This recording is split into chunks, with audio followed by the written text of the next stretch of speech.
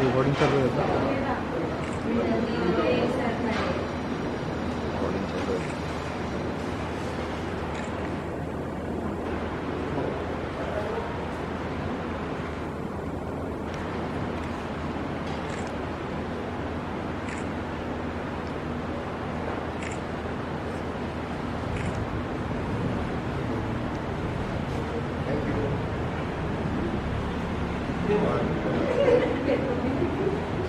Break होते, याला breakup नाही म्हणायचं.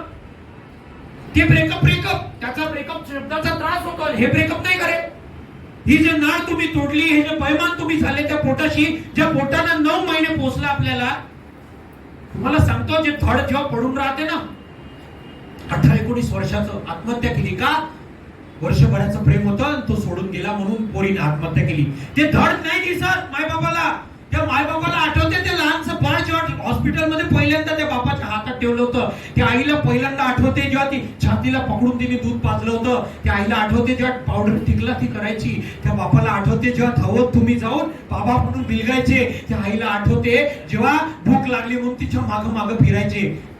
त्या बापाला आठवते पहिल्यांदा जेव्हा बाप म्हटले होते, बाबा म्हटले होते. त्या आईला आठवते जेव्हा पहिल्यांदा तुम्ही हसले होते. तुमचा हा जो घाणेरडा चेहरा आहे ना, आज जे शरीर पडून हे नाही आठवत, हा बैमान चेहरा नाही आठवत त्यांना वाटते ती निरागस मुलगी कुठे हरपली, कुठे गेला ते बाळ लहानसं ज्याला घेऊन आलो होतो आपण.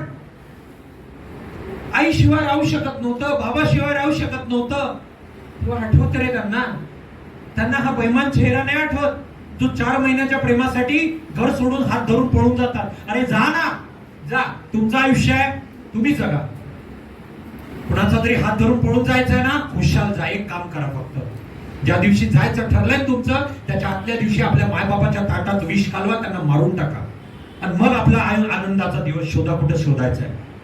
कारण त्यांना असा दिवस जगू नका रे. जर तुम्ही त्यांना गर्व वाटेल असं काही करू शकत नसाल ना, मला हात जोडून विनंती आहे, त्यांना लाज वाटेल असं काहीतरी वागू नका. आणि मी तुम्हाला पर्टिक्युलर प्रत्येकाला बोलत नाहीये. आपण चुकतोय यार, आपण का म्हणतोय? कारण मी पण आहे त्यामध्ये. आपण चुकतोय यार, का बैमान होतो यार आपण आपल्या त्या आई वडिलांशी. काय चूक केली त्यांनी? ती ही चूक आहे का त्यांनी आपल्याला पोचलं? ही चूक आहे कुठल्या तरी कचऱ्याच्या ढिगाऱ्यावर नाही फेकलं? चूक आहे का रे ही?